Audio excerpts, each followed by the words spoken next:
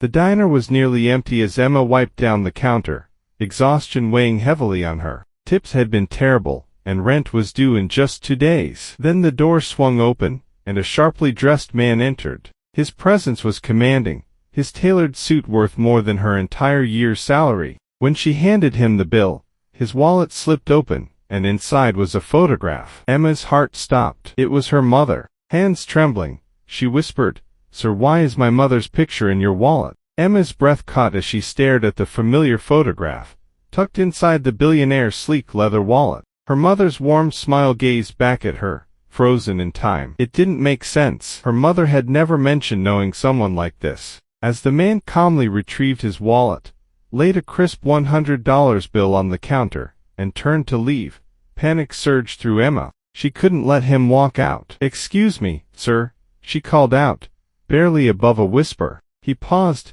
turning with a piercing gaze that sent a chill through her spine. "Yes?" he asked, his tone indifferent. She swallowed hard, her hands clenched at her sides. "That picture, the woman in it, she's my mother." For the first time, something flickered in his expression, a hesitation quickly hidden behind a mask of indifference. "You must be mistaken," he said smoothly. But Emma knew what she had seen. That photograph had been part of her life for years. "I'm not mistaken," she said, stepping forward. "Why do you have her picture?" The billionaire exhaled slowly, as if debating whether to respond. Then, without a word, he turned and walked toward the exit. Emma rushed after him, nearly knocking over a tray in her haste. "Wait," she called. He didn't stop. She followed him outside into the chilly night, where he approached a sleek black car. Just as the driver opened the door, she caught up. "Please," she begged, "tell me how you knew my mother." He paused, his hand on the car door. For a moment, she thought he might answer. Instead, he turned slightly, his stare cold and calculating. "I don't owe you an explanation," he said flatly, before slipping into the car and driving away, leaving Emma stunned and breathless on the sidewalk. She stood frozen, the words echoing in her head. "I don't owe you an explanation." But he did. He absolutely did. If he had her mother's photo, there was a reason. Emma pushed open the diner door, barely hearing the bell chime. "You okay, Greg?" the night cook called from the kitchen. Emma didn't respond. She hurried to the back room, leaned against a shelf, and tried to calm her thoughts. Her mother had passed away 5 years ago from a sudden stroke. There had never been any mention of someone like him, no long-lost friend, no mysterious visitor at the funeral, just neighbors and coworkers. Desperate for answers, Emma pulled out her phone and searched for billionaire CEOs in the city. It didn't take long to find him.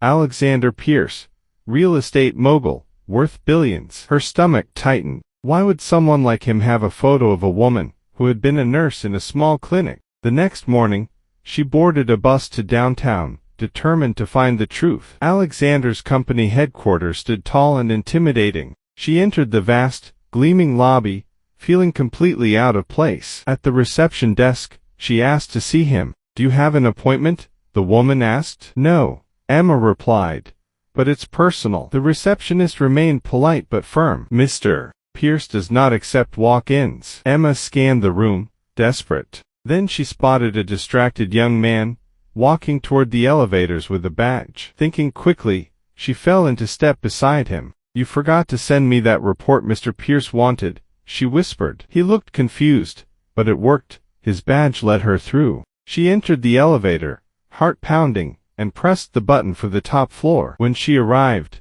a stern assistant quickly noticed her. "You're not supposed to be here. Do you have an appointment with Mr. Pierce?" "No," Emma admitted, "but it's about my mother." The man considered her, then disappeared down a hall. Moments later, Alexander Pierce himself emerged. His eyes met hers, and instead of anger, there was something else, resignation. "You just don't give up, do you?" he said. "Not when it comes to my mother," she replied. He studied her a moment longer, then said, "Come with me." Inside his luxurious office, sunlight streamed through floor-to-ceiling windows. Emma looked at the man who had haunted her thoughts all night. "Why do you have my mother's picture?" she asked. He pulled out his wallet and showed her the same worn photograph. Emma noticed something new this time, a torn corner. "This picture is incomplete," she said. "There was someone else in it." Alexander nodded. "Yes, Someone very important. Who? She whispered. Me, he replied.